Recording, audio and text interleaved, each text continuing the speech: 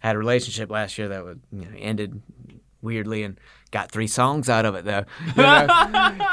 What's up, everybody? My name is Adam, and I'm the host of the UKnowAdamTsang podcast, the show that is dedicated on bringing on passionate people, learning about their stories, and delivering value to entrepreneurs. So if that's what you're interested in, go ahead and follow, like, and subscribe. You know what I'm saying? How's it going, guys? Welcome back to another episode of the UKnowAdamTsang podcast, where you get to know a little bit more about people, passions, and all things business. Today, sitting across the way, I have Greg Kearney of the Homegrown Trading Post. How's it going? Welcome to the show. Yes, TGIF. How's it going, man? It's going great. It's going great. Homegrown Trading Post is a store, an e-commerce store. Correct. That specializes in originally soaps, moved into kind of like CBD topicals, and now has launched a line of candles. Candles, soy wax. Yeah, clean burning candles now. We've it's been this whole past year has been a cool year of growth. Yeah. As far as just adding that, getting the process down. There's a lot more to candles than I ever would have imagined. I thought it was you melt the wax down, you add but it's all temperatures and time and like getting them dialed in. You pour the fragrance oil in at a certain time. I mean, there's chemistry. Yeah. But it's been awesome, like figuring it, getting it squared away. Greg, talk to me about your entrepreneurial journey. Like, where did this all start? If we're going to even talk about this business, we would probably have to take it back to 2015 and early 2016. I had just gotten out of rehab. I had some issues with substance abuse, alcoholism, and also used opiates and things of that nature, and I needed to put those habits behind me. With doing that, and I had a lot of free time on my hands and wasn't going out. I stayed at the house. I just, stuck to myself a good bit, but in a good way. And I went and bought some soap at a farmer's market, and I took it home, and I was like, man, it felt really clean, like I was using whatever I could find at the, pharmacy or whatever, just body washes, Bath and Body Works or whatever. But I always noticed that with store-bought soap, there was like a slickness even after you rinsed. And it was, when I used this goat's milk soap, it was like squeaky clean. Yeah. Like literally made like a noise when I was rinsing off. It was like, I was like, man, I could feel that it took the oils out of my skin, that, toxins and things like that, or at least that's kind of what I thought, and it left my skin feeling good. So I looked on YouTube and I was like, I can probably, at least make my own soap, and like that'll, cut out one thing I have to buy, and it'll be something that I make and, whatnot. So for Christmas that year, this was probably like, I got sober in February. So February 5th of this year will be 7 years. Congratulations on that. Thank you. I appreciate it.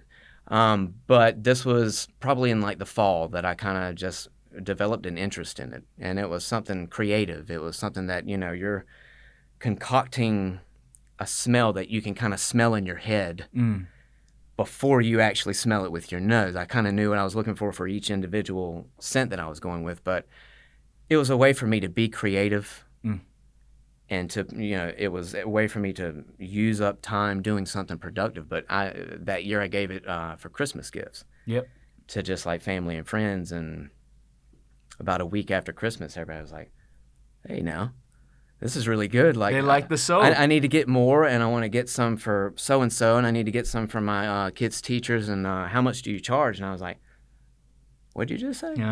I'd never even thought that anyone would ever buy this from me. No idea. It was just, I'm going to make this for myself, and this year I'll give it for Christmas gifts. Next year I'll make something else and give them that, and it'd be just done. But it literally started that small, that little tiny little seed of like, wait a minute. And so I made little things for them, and I was like, well, you need to have it labeled somehow. You need to come up with the name and that kind of thing. So I went through several different options, but Homegrown, I love the fact that it's, Homegrown Trading Post is our name, and Homegrown just being that literally. It's made in my home. That's where it started, and it started just having this free time and not going out and doing, not really being social necessarily, but I needed to kind of be at home for a good solid year or something like that. And talk to me about this, right? So, how challenging was it to kind of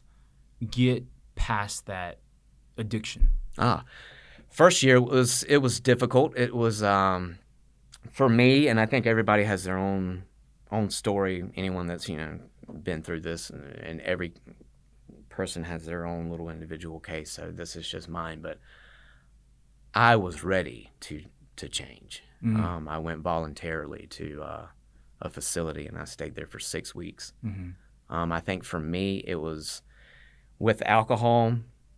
It's something you pass by every single day. It's on every corner and things like that. So I think it took me being away from it for that long and to like get it completely out of me. And then but I wanted to be there and start that journey. That desire is so important.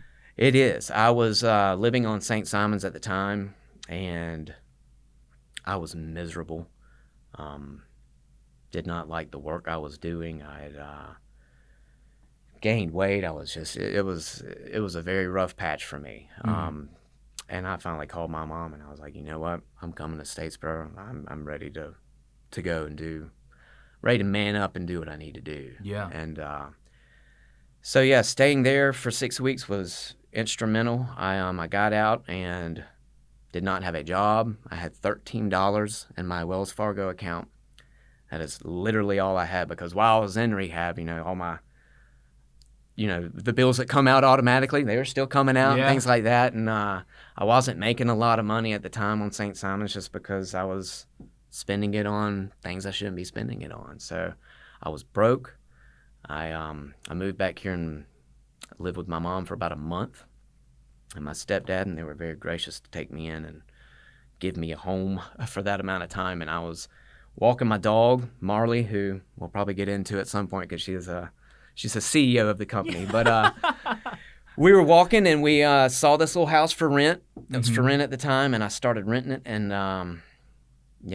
when I first started making soap, and the soap kind of started growing, or the business rather, I had a full-time job. I was doing property management for a real estate company here in town, and it got to where I was having to get up at like 4 or 5 in the morning, do orders, and then go to work from 8:30 to 5. Then I'd get off work, and I'd come back, and you know what I'm talking about, man. Life, baby. Well, I mean, but I think it's that grind. way with just about any business. When you start out, before you know if this is something that you can truly make a career out of. Yeah. You're probably already employed doing something else, and it starts out as a side hustle. And I did that for about a year, and to where it got miserable, and I was not sleeping good and that kind of thing. And so I had to go down to part-time with the real job. But that let me, so I would go mornings, I could get up at like 4 or 5, and bust it till about lunchtime. Yeah. So I'd put in about a 7-8 hour shift, then go do like a 4 hour, part-time.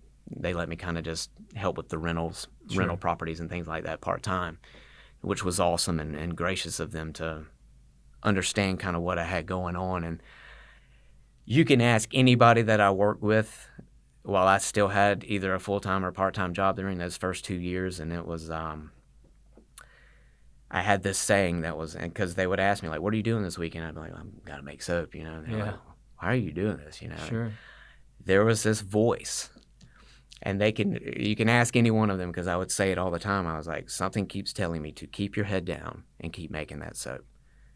And it's like, I would repeat that. It was like a mantra, like, keep your head down. And I think that I'll get into where that phrase came from, because I used to think it was my inner voice or, my gut, but it's man upstairs, but we can talk about that in a minute. But something was just telling me, just keep doing it, And there were lean months. There were months where, especially when I was part-time, that, it wasn't always easy. It was daunting. And I think if you're going to be a business person, you've got to expect some crushing defeats. Yeah. like prepping all week for a festival or something like that, and you make all this inventory and you go and you spend a whole Saturday in the summer and you're sweating, you don't make anything. Or people buy stuff, but it's not you're going to have some of those defeats, but that builds that, keep your head down and keep making that soap. Mm-hmm. Nobody said it was going to be easy, but going back to getting sober, about 6 days into my stint in rehab, I wanted to leave. I was irritable and frustrated. And I was like, what have I got myself into? I'm from Statesboro, Sure. and the facility was here in Statesboro. It was like a mile from my mom's house. I could be on her couch in 20 minutes if I want to, and I was questioning if I wanted to stay there. And I went to, there was somebody speaking that afternoon, and I wish I knew this gentleman's name because I thanked him at the end when I left, because everything changed for me on this day. It was the Friday after I went in on a Saturday. What did he say? He was a doctor who did not have a history of substance abuse. He was there in a clinical sense, but he would speak occasionally. And he was getting the MCATs, Okay. They were taking that test to become a doctor. And the first time he took it, he failed it. And it was just crushing. I mean, you have to wait, I think, either 6 weeks or 6 months before you can take it again. So it's not like you can just, I'll be back next Saturday and we'll knock it back out. No, you got to, Wait. It don't work like that. Yeah. And he was talking to his, he had a mentor that he studied under and everything, but he studied again. He was frustrated because he knew everything. He had studied, he had put in the time and all that. And he took it again and he failed it again. Twice. And if I'm not mistaken, it is 6 months that you have to wait. So this is a year he's waited now he's still doing his, I think, nursing program or whatever, but not able to take that next leap in his career. And so finally, after failing it twice, he talked to his mentor. And his mentor said, sounds like you've studied. You've got all this, you're getting enough sleep. You're keeping your body and your mind fit. You're eating good foods. I mean, all that stuff factors into it. He goes, what is your spiritual walk like? He says, what is that entire avenue of your life like? And he said a light bulb went off in his head, and he goes, he was raised Christian. He had never, not thought of himself as a Christian, but he had not been like consulting that part of his life at all for a couple of years now. And he said that, long story short, he started praying more and he started reaching out more and took it again, having that part of his life also healthy, past it. And I knew that, like, if you've ever been in, like, listening to somebody talk or something and it's like, this guy is talking to me. And it was one of those moments. I walked back to room B1 and I shut that door. It's my own little private room, and I hit my knees and I just started crying. And I I told God, if you will get me away from this stuff and let me live my life and, give me peace in my head and my heart, I'll do what you want me to do. I'm on board. I had said that many times in prayer, like, if you can get me out of this, I will be just the best, just you wait. I meant it this time. And I knew that I meant it. Did it feel different when you... Totally. It felt more just profound because I meant it, because I knew that I wasn't bluffing, because I knew I wasn't under the effect of any mind-altering substances while I was saying it. I was 100% sober. And I knew, just like that doctor knew, that was the part of my life that has been missing. I've been trying to do this myself, and I've not been able to do it. But that right there, a peace came over me. And I know this sounds like, he's trying to be, dude, I'm the most skeptical person ever. And there was a peace that came over me after saying that on my knees. Then I went to bed that night, and I woke up the next day, and it was still there. I did not want to leave anymore. It was like, you've kind of turned a corner. you can kind of see what you need to start bird dogging, which is an old country slang for what you need to start focusing on. And it just hit me like a ton of bricks. Like, this is the part of my life that I have not. I'd go to church for Easter, Mother's Day, Christmas. You're going to get about 3 out of me, and I'll say a blessing before a meal and that kind of thing, but I wasn't taking my relationship with God seriously. Wasn't talking to him. I wasn't asking for help. And I was now, and like everything, that was the single most profound moment of my entire life. Everything changed. So fast forward to keep your head down and keep making that soap. The way I see it now looking back, the keep your head down part, I think, has 2 meanings. I think it means, first of all, keep your head down. Pray. Reach out to God. Don't let that part of your life ever not be something that you continue to work on and try to build. You're not going to be perfect with it all the time. I'm a sinner, just like everybody else. But keep your head down also meant don't look at everybody else. I used to, when I first got out of college, it was like, oh, he's getting this and they're getting this, and keep up with the Joneses kind of thing. Yeah. Keep your head down. I don't worry about nobody else anymore. I don't. And it's, don't try to be like other folks. Don't care.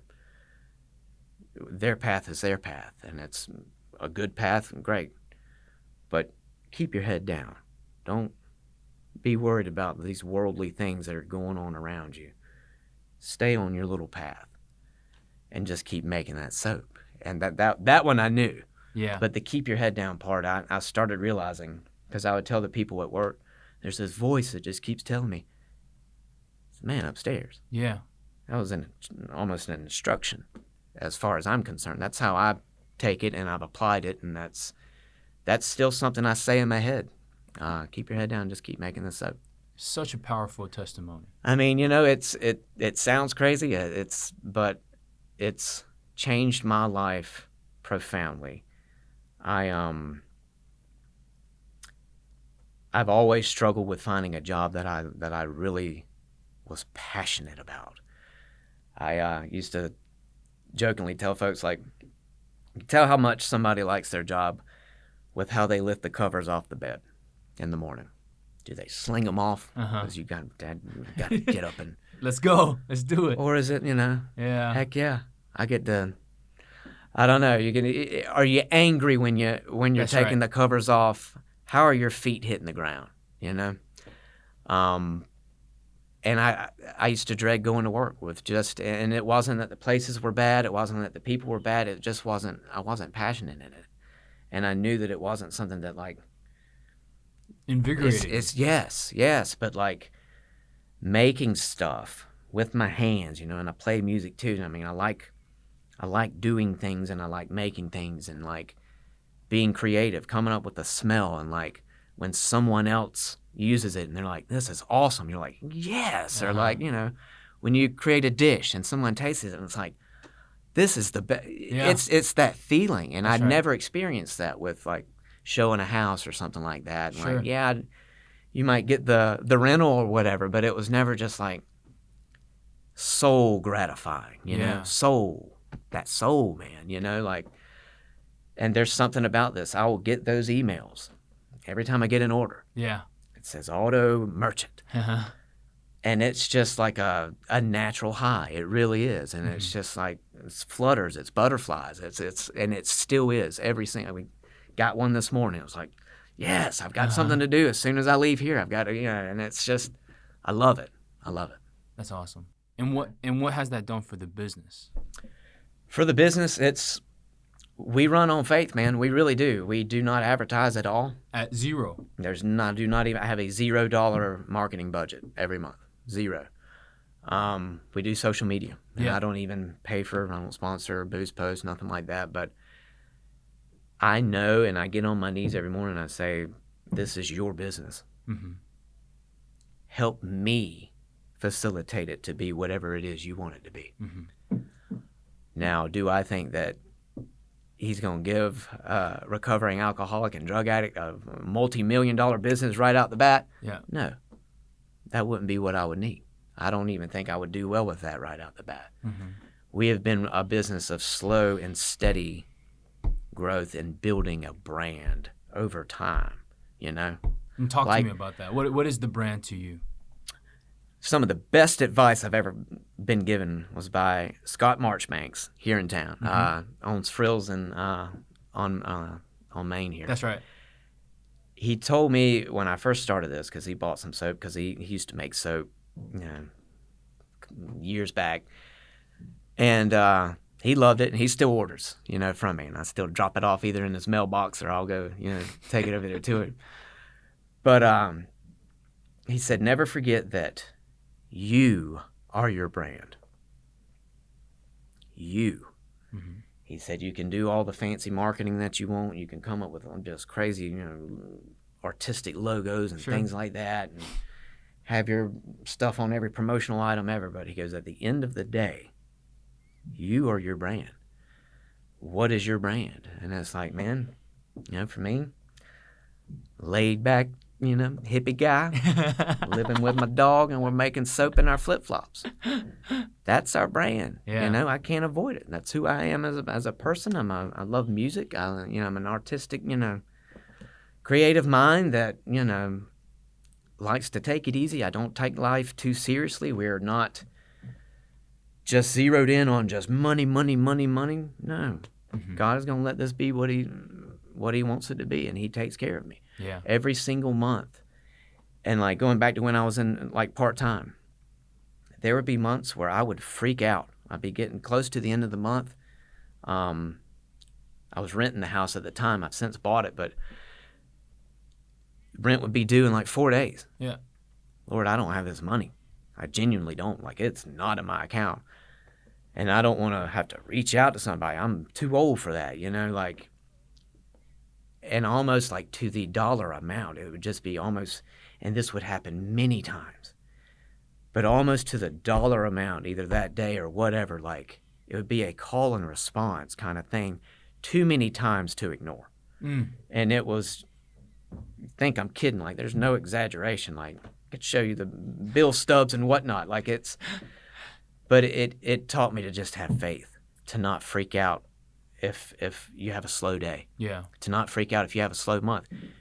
We just weathered a pandemic and like skyrocketing inflation and like economic crazy stuff. Like to be a small business doing the type of stuff that we do and to even survive that, I think is a blessing. Like it really is. I know it is. And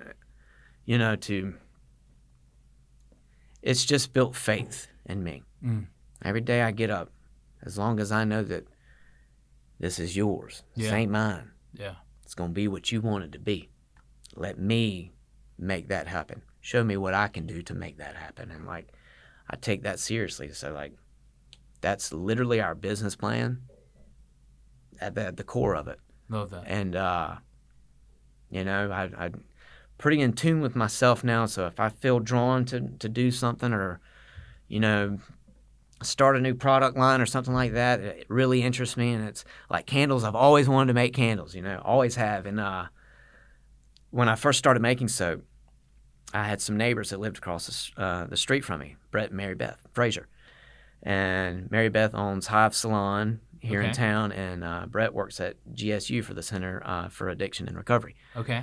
So they were making candles at the time. They had a candle company called R.A. Wicks.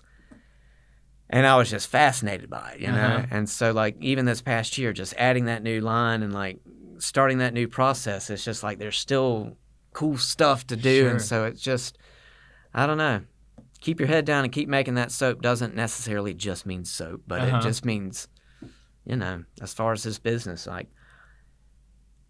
him first. Everything else will happen how it's supposed to. And if I can say that, but if I don't actually practice it and like have faith in that, am I even having faith? Faith is a huge component. It's crazy, and I've been stubborn with it my whole life, but like these past almost 7 years have taught me like it's okay to let go of some things and like let him kind of steer this bus. Yeah. I jokingly say I'm riding shotgun, I'm riding on the first seat on the bus, but he's the driver, So. Talk to me about the music. Yeah. So, were you always a musician? Started playing music when I was 11. I got a guitar for Christmas, a little acoustic one, about $129 Hey. nylon string classic. That's how it always starts. I forget the brand of it, but it ended up somehow just not by force, but just like snapping in half. So I had to get a new one. But anyway, just loved it. I took lessons at DeLoach's for a little while and got kind of the basics. And then I started taking from Chris Mitchell, owner of Plaid Dot, and Chris Mitchell guitars and Devil Cat amps. But that's kind of when things kind of started clicking for me from a improvisational level, like learning scales and things like that. I'm a big fan of like the Allman Brothers and the Grateful Dead, and like having structured parts of songs, but then also having jams where you kind of let it flow. Different each night, It's it goes back to the old jazz musicians and things like that, where you just kind of let it go, let it happen, let it go where it's going to go.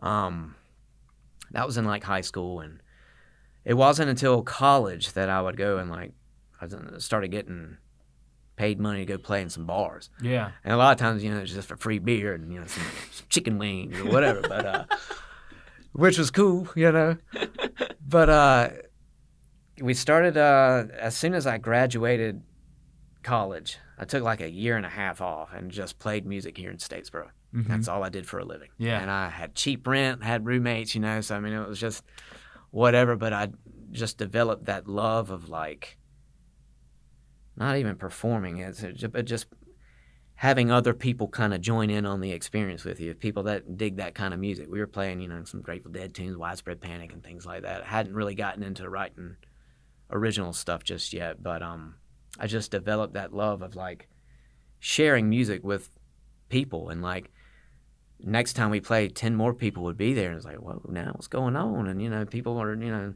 started kind of dancing and stuff. And like, oh man, this is awesome. I've hit the big time, playing at this sports bar.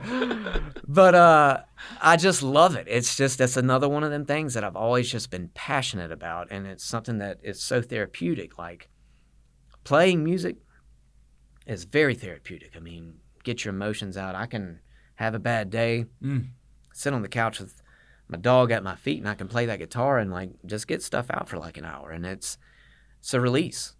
I feel better after. Yeah. Period.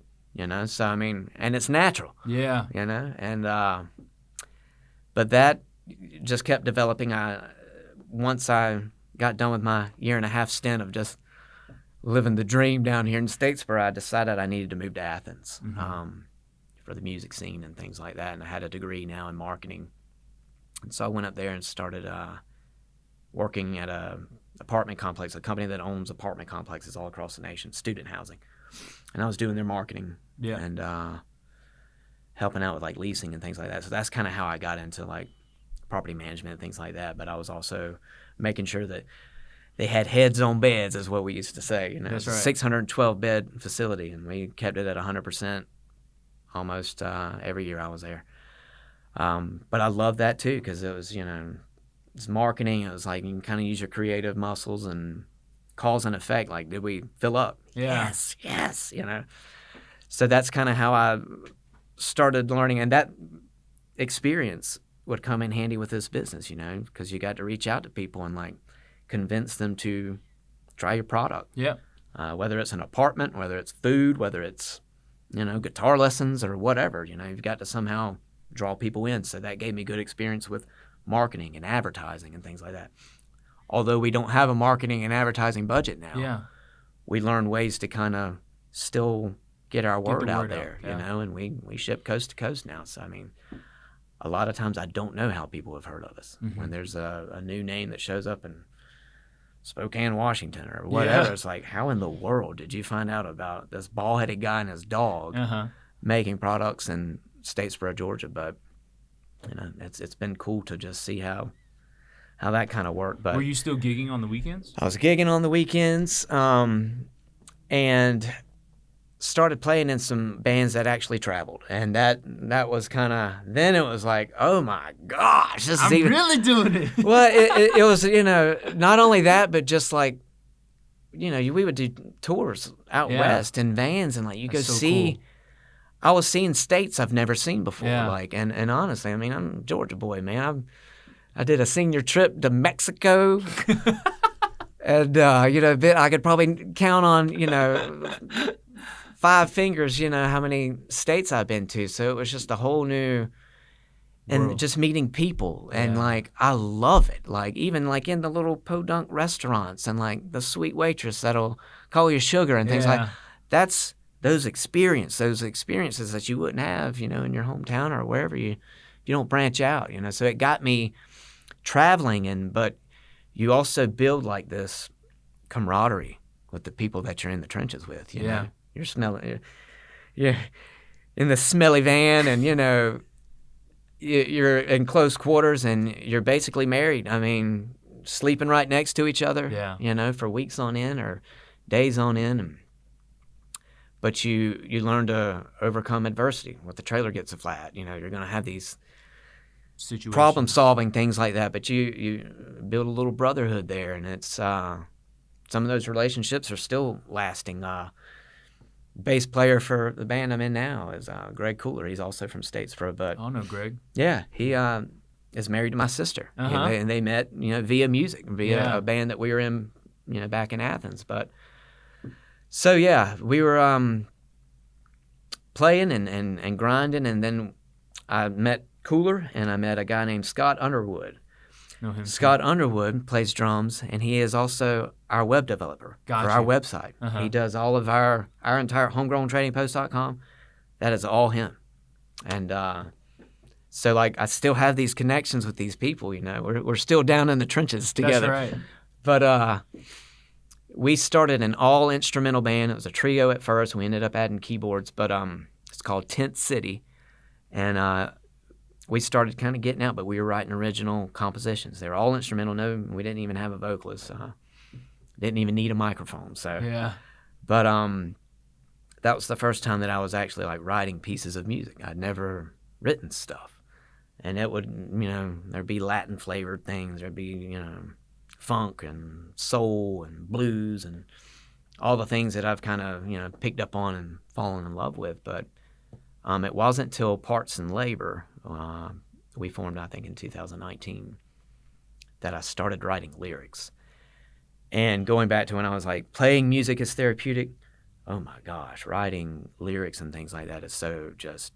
Next level. Yeah, it really is, man. And it's... I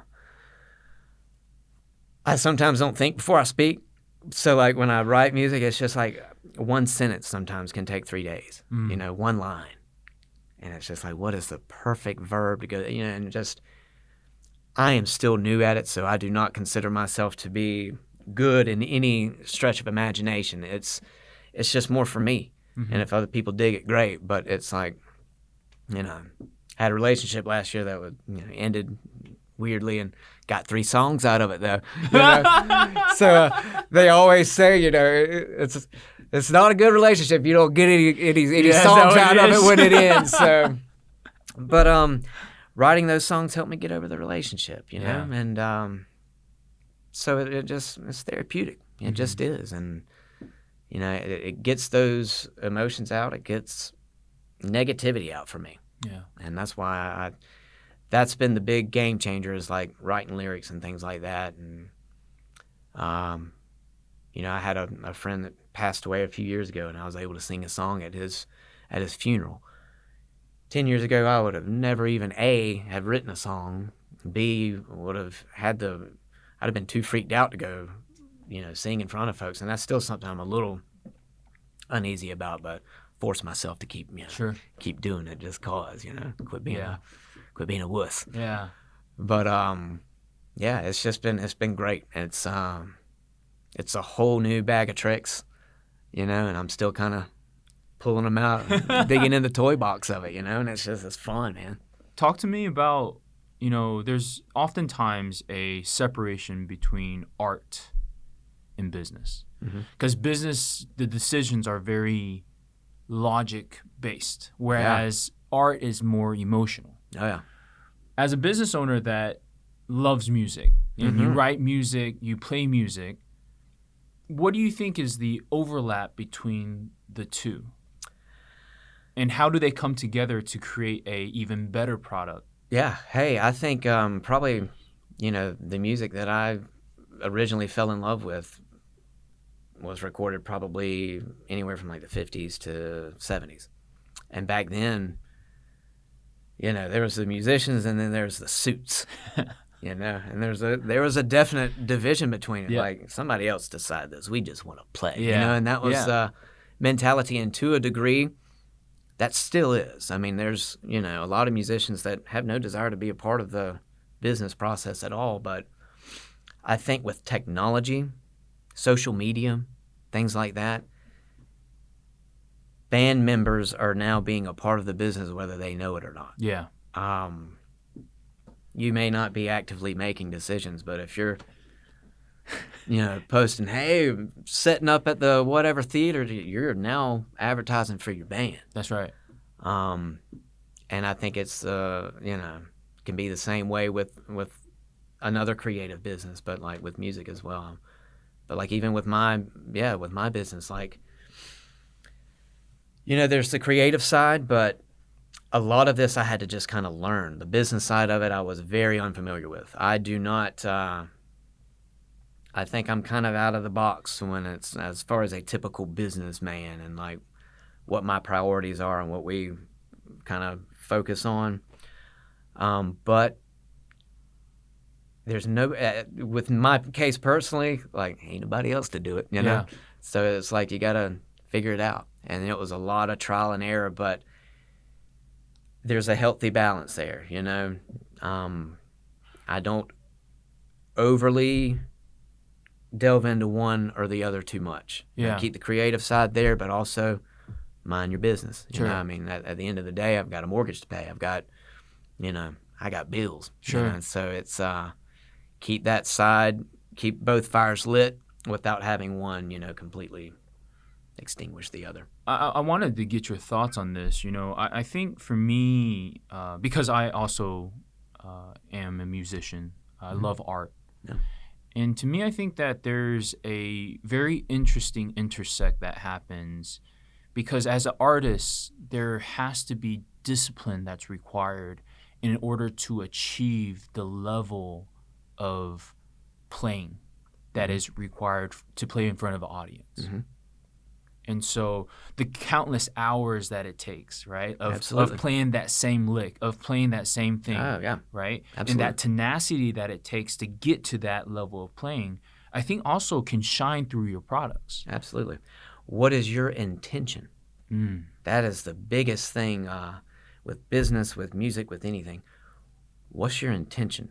Your true intention behind it. Are you doing it for money? Are you doing it for popularity? Are you doing it for chicks? I mean, whatever. Like, what is your intention? If it's a noble one, then I think that, like, for me, for music, like, it is therapeutic for me, but I also love to give it to folks. I love to have that connection with human beings, and that's my intention, is to have that connection. And, like, if it's something that is genuine and pure in nature that your intention is, I think it's going to shine through. You don't have much of a choice. It's going to show. So I think, like, why do you do what you do is important as to how you do it. Well, I would draw a similarity between when you are playing and when you are making the audience feel some type of emotion. Oh, yeah. That actually is the same thing that you're achieving when people buy your product and they also have that same reaction. Absolutely. And so to me, I think that, those two lines, even though they, the suits versus the artist, right? Sure. That there's that classic kind of like struggle there.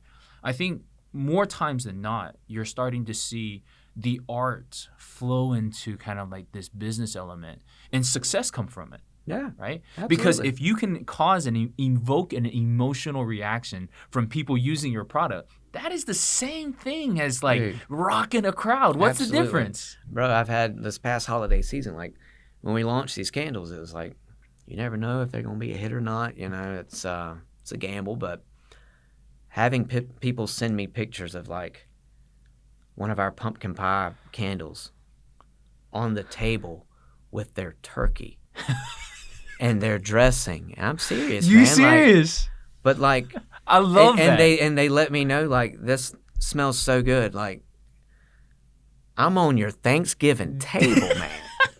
You know what I mean? Or it's Christmas and like, you know, here we snuggled with your candle lit last night. And, you know, we live in an apartment, can't have a Christmas tree, but your pine forest candle, Love that. You know, made our plastic one, made us feel like we had a real one. That literally got texted to me, and it was like, that right there, that's my why. Yeah.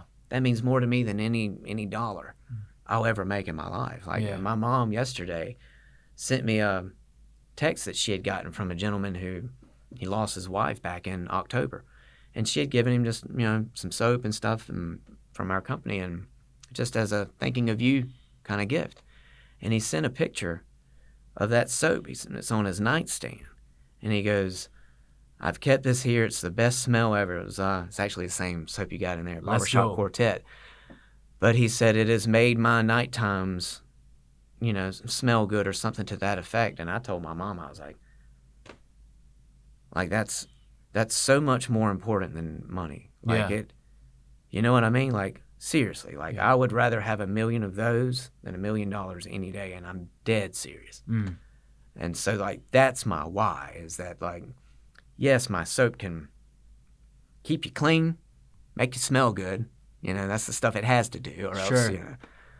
But if it can be a part of little moments, if that little gesture or it can be a part of a gift that you give to somebody, or it can be a part of a smell that makes you think of, you know, family or holidays or on the Thanksgiving table or whatever, that is my why. That is what I would rather.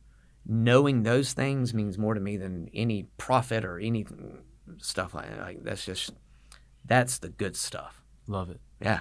What's next for Homegrown Trading Post? Man, we are getting ready for Valentine's Day. That's going to be another rush for us, but we're ready for it. New scents are always on the horizon, you know. Follow your nose. But, I've been looking at possibly doing an all-natural deodorant, and just I've got some ideas kind of brewing, but at the end of the day, we're going to just literally keep our head down and keep making soap and just, you know, it's going to be what he wants it to be. I love it. Yeah, man. Greg, I want to thank you for coming to the show. Thank you for having me. Being an inspiration. I think that, you know, that oftentimes gets overlooked. The fact that you've gone through this struggle before. And not only did you find your why out of it, you have created a company that makes you so passionate about every single day that you live. I appreciate that so much. That is huge, right? Thank you. I think that there's potentially so many people out there that might be struggling with potentially something very similar. And your story, more than others that I've kind of like experienced, gives them hope. And that within itself is extremely powerful. And I thank you for that. I can't thank you enough for the kind words. That means a lot. Absolutely. Well, welcome to the show, and thank you so much for stopping by. And thanks for having me. Hopefully the first of many times. I've absolutely. I've enjoyed this way too much. It was a blast. Yeah. It was a blast. Awesome, cool. man.